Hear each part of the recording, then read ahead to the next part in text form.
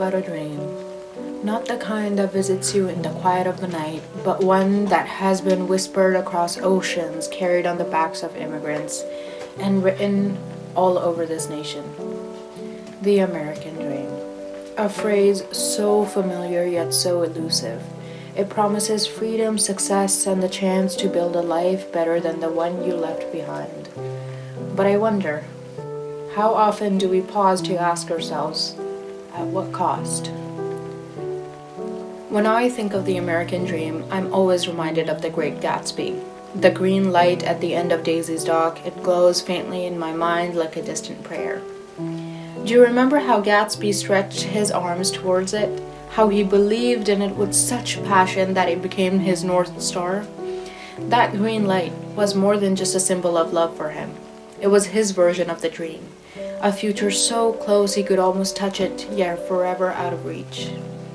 Isn't that what the American dream often feels like? A shimmering illusion that demands everything from you, your time, your labor, your very soul, and yet refuses to guarantee fulfillment? It is a privilege, yes, but one that comes with sacrifice. So here's my question to you. What does your green light look like? And what are you willing to sacrifice to reach it? Is it worth losing yourself along the way?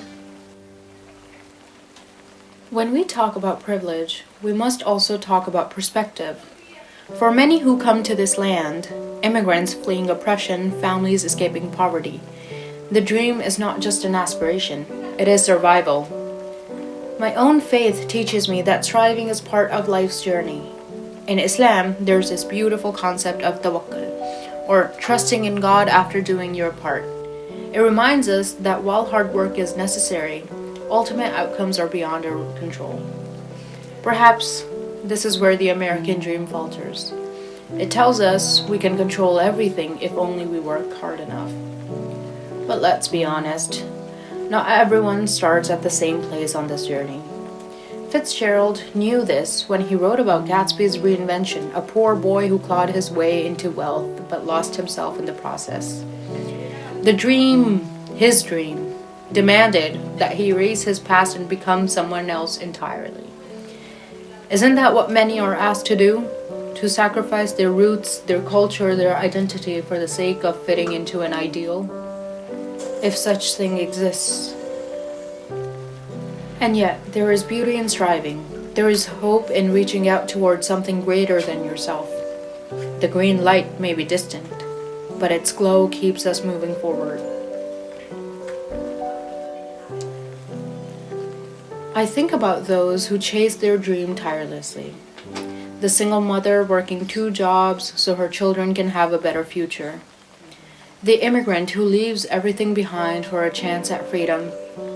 Even Gatsby himself, whose love for Daisy was ultimately his undoing, but also his greatest act of faith and humanity. Faith. That word lingers with me because it ties this all together. Faith in a dream, faith in hard work, faith in something greater than ourselves. But faith also requires a balance, a recognition that no material success can fill the void within us. In Islam, there's a verse in the Quran, "Indeed, with hardship comes ease." It's a reminder that sacrifice is not without reward, but perhaps not always in the way we expect. The American dream often measures success by wealth and status. But what if true success lies elsewhere? In contentment, in community, in culture, in knowing who you are and holding on to it fiercely.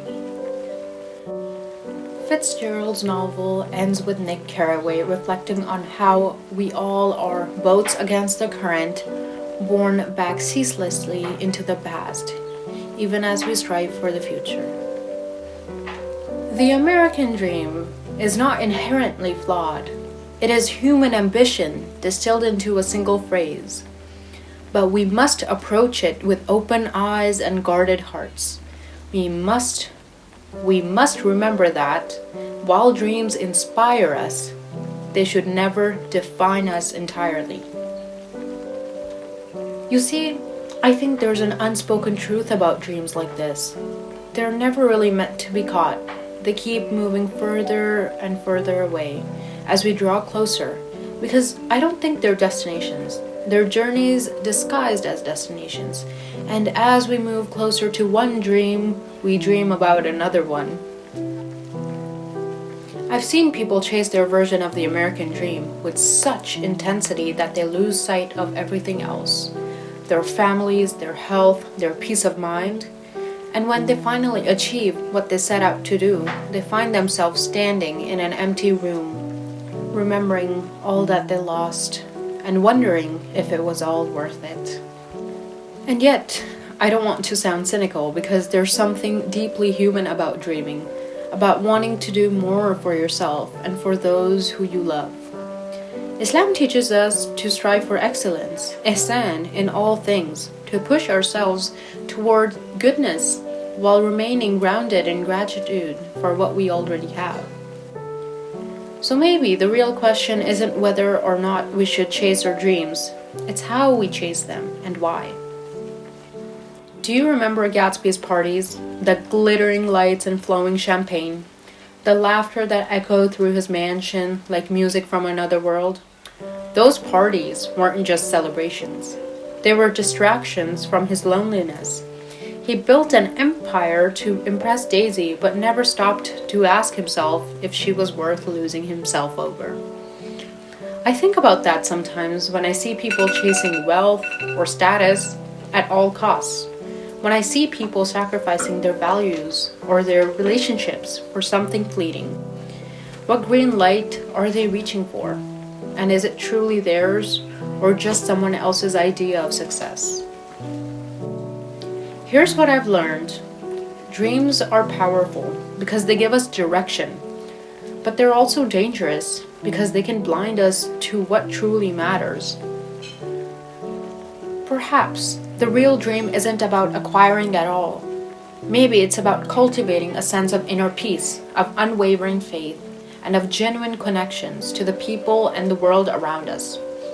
Maybe, just maybe, the true American dream is simply to live a life of purpose, guided by compassion and integrity, and to leave this world a little bit brighter than we found it. In that case, the sacrifices we make are not losses, but investments in something far more enduring.